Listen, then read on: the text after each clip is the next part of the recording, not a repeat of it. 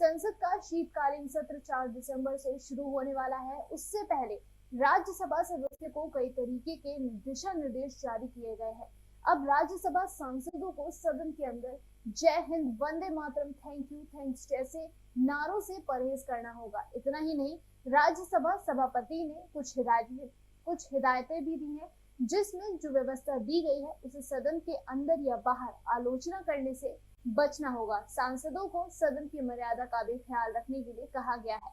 सदन की कार्यवाही के दौरान नारेबाजी करने और तख्तियां लहराने से बचने की सलाह भी दी गई है। गुरुवार को जारी किए गए ताजा आदेशों के मुताबिक बात करें तो सांसदों से कहा गया है कि जब तक उनकी तरफ से दिए गए नोटिस को आसन स्वीकार नहीं कर ले, तब तक इसका प्रचार करने से आपको बचना चाहिए। मीडिया या किसी मंच पर या किसी भी दूसरे साथी सांसद से भी नोटिस से संबंधित कोई भी जानकारी साझा नहीं की जाएगी। संसद सदस्यों को विदेश में निजी यात्राओं के दौरान विदेशी मेहमानदारी स्वीकार करते समय सख्त दिशा निर्देश का पालन करना होगा। वहीं केंद्र सरकार की पहले से अनुमति लेनी होगी। आचार संहिता के एक मानदंड सांसदों को ऐसे गिफ्ट नहीं लेने के आदेश देता है जो ईमानदारी और निष्पक्षता के साथ आधिकारिक कर्तव्यों के पालन को रोकता है। राज्यसभा की तरफ से दिशा निर्देश ऐसे समय पर आए हैं जब लोकसभा की एथिक्स कमेटी ने कैश फॉर क्वेरी विवाद में टीएमसी सांसद महुआ मोइत्रा को सस्पेंड करने की सिफारिश की है। मोइत्रा पर संसद में सवाल पूछने के लिए दुबई स्थित कारोबारी दर्शन हीरानंदानी से रिश्वत लेने का आरोप लगाया गया था। मानदंडों में कहा गया है कि किसी भी देश की सरकार या किसी विदेशी इकाई से सभी न्योते विदेश मंत्रालय के माध्यम से भेजे जाने की उम्मीद है। यदि ऐसा निमंत्रण सीधे प्राप्त होता है तो सांसदों को इसे विदेश मंत्रालय के ध्यान में लाना जरूरी है।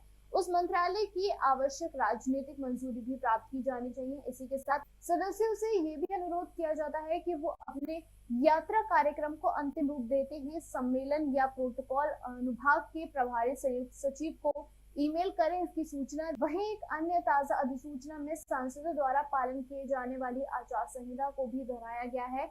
इसमें कहा गया है कि सांसदों को ऐसा कुछ भी नहीं करना चाहिए जिससे संसद की बदनामी हो और उनकी विश्वसनीयता प्रभावित हो। संहिता में दोहराया गया है कि उन्हें लोगों की सामान्य भलाई को आगे बढ़ाने के लिए सांसद के रूप में अपनी स्थिति का भी उपयोग करना चाहिए। इसके अलावा राज्यसभा के सदस्यों को उन पर जताए गए जनता के विश्वास को बनाए रखने की अपनी जिम्मेदारी को स्वीकार करना चाहिए और लोगों की सामान्य भलाई के लिए अपने जनादेश का निर्वहन करने के लिए लगन से काम करना चाहिए। इसके अलावा धर्मनिरपेक्ष मूल्यों को बढ़ावा देने के लिए काम करना चाहिए। सदस्यों से सार्वजनिक जीवन में नैतिकता, गरिमा, शालीनता और मूल्यों के उच्च मानकों को बनाए रखने की अपेक्षा की जाती है। एक अन्य अधिसूचना में राज्यसभा के सदस्य नियम 2024 के अनुसार राज्यसभा की सभी निर्वाचित संसद की तारीख से 90 दिन के भीतर अपनी संपत्ति और देनदारी के बारे में राज्यसभा के सभापति को जानकारी प्रस्तुत करनी होती है, जिस पर वो